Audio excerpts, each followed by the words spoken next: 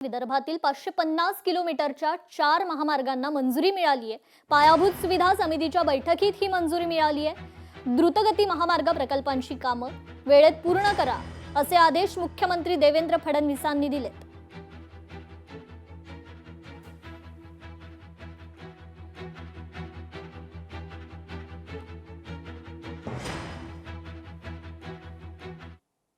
बातमी जागतिक आहे। सय्यद अब्बास अराघची हे ब्रिक्स परराष्ट्र मंत्र्यांच्या महत्त्वपूर्ण बैठकीसाठी नवी दिल्लीत दाखल झालेले आहेत। 14 आणि 15 मे रोजी आयोजित या बैठकीचे अध्यक्षस्थान एस जयशंकर भूषवणार आहेत। भारत सरकारतर्फे अराघची यांचे स्वागत करण्यात आले। अराघची हे मिनाब 168 नावाच्या इराणी विमानातून दिल्लीत उतरले। हे नाव केवळ विमानाची ओळख नसून त्यामागे एक भावनिक आणि राजकीय संदेश दडलेला आहे। इराणच्या दक्षिणेकडील मिनाब शहरातील एका शाळेवर अमेरिकेने केलेल्या क्षेपणास्त्र हल्ल्यात 168 मुलींचा मृत्यू झाला होता।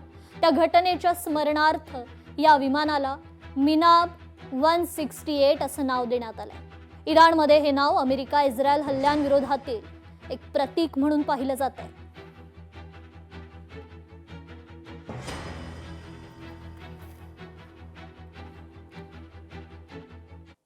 तर इराणच्या अण्वस्त्रांना चीनचाही विरोध आहे। होर्मुझ सामुद्रधुनी खुली ठेवण्यावर अमेरिका चीनचं एकमत झालंय। ट्रम्प आणि जिनपिंग यांच्या बैठकीत हे एकमत झालेलं आहे। अमेरिकी व्यवसायांना चीनी बाजारपेठेत संधी देण्याची ट्रम्प यांच्याकडून मागणी आहे।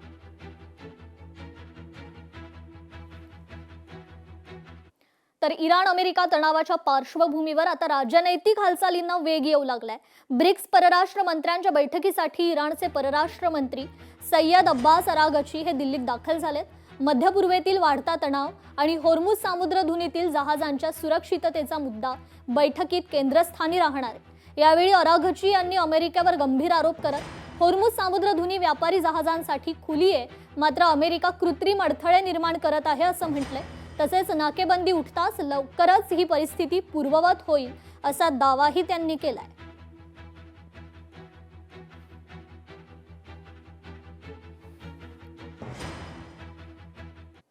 काँग्रेसने केरळचे नवे मुख्यमंत्री म्हणून व्ही.डी. सतीशन यांची निवड केली असून त्यांच्या नावाची आता घोषणा करण्यात आली आहे। 61 वर्षांचे व्ही.डी. सतीशन केरळ विधानसभेचे विरोधी पक्षनेते राहिलेले आहेत। राहुल गांधी यांनी विरोधी पक्षाचे नेते राहिलेले व्ही.डी. सतीशन यांच्या नावावर मोहर लावली आहे। तर व्ही.डी. सतीशन नेमके कोण आहेत, ग्राफिक्सच्या माध्यमातून पाहूया। व्ही.डी. सतीशन केरळचे 13वे मुख्यमंत्री म्हणून शपथ घेणार। 61 वर्षांचे व्ही.डी. सतीशन केरळ विधानसभेचे विरोधी पक्षनेते होते। व्ही.डी. सतीशन केरळमध्ये काँग्रेसचा अनुभवी चेहरा आहे। 2001 पासून ते 2026 पर्यंत ते विधानसभेवर आमदार राहिलेले आहेत। 2021 ते 2026 पर्यंत केरळ विधानसभेचे विरोधी पक्षनेते होते। सरकारच्या धोरणांवर स्पष्टपणे टीका करणारे म्हणून ते ओळखले जातात। तर भ्रष्टाचार आणि प्रशासनातील मुद्द्यांवर देखील ते आवाज उठवणारे नेते आहेत। तामिळनाडूचे मुख्यमंत्री सी जोसेफ विजय यांनी गुरुवारी राज्य सरकारी कर्मचारी आणि शिक्षकांसाठी महागाई भत्त्यात 2% वाढ करण्याची घोषणा केली आहे। त्यामुळे महागाई भत्ता 58% वरून 60% करण्यात आलाय। ही वाढ या वर्षाच्या 1 जानेवारीपासून पूर्वलक्षी प्रभावाने लागू होणार आहे। तर सरकारच्या या निर्णयाचा फायदा राज्यातील सुमारे 16 लाख सरकारी कर्मचारी पेन्शन धारकांना मिळण्याची शक्यता आहे।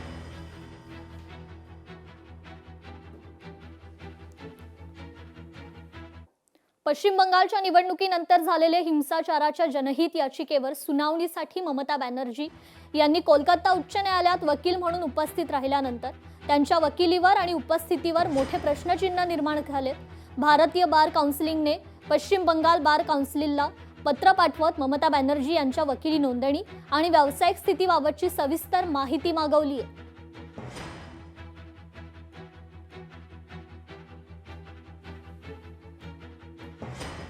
खासदार प्रणिती शिंदे यांच्या विरोधात वक्तव्य केल्याप्रकरणी पालकमंत्री जयकुमार गोरेंना कायदेशीर नोटीस बजावण्यात आली आहे। खासदार प्रणिती शिंदेंनी अब्रू नुकसान लोकशाही मराठी ऐका, पहा, जागरूक रहा.